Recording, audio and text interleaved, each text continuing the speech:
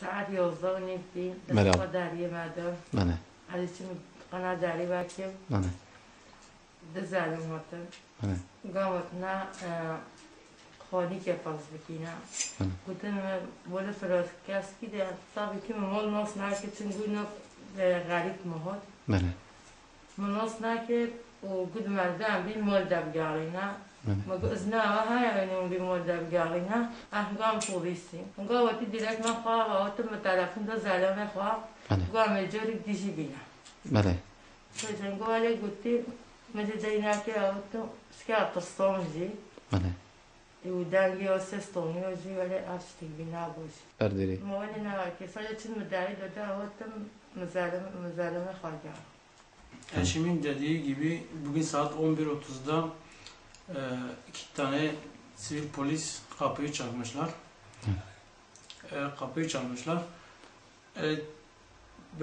Sivil polis dediklerinden biz bir ev arıyoruz.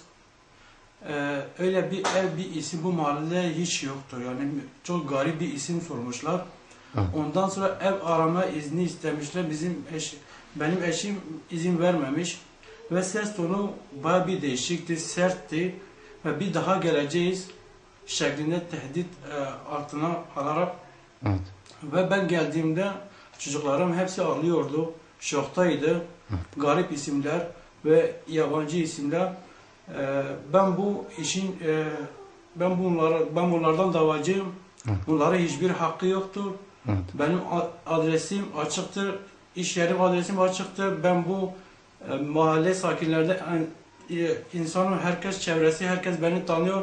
Mahallede de caddede bu ismi sorsalardı beni zaten tanıyorlardı. Evime de gelmene gerek yoktu.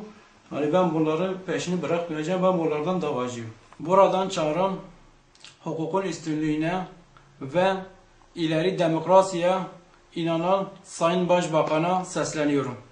Emniyette derin devlet yapılarında derin yapıları ortaya çıkartmasının zamanı gelmedi mi artık?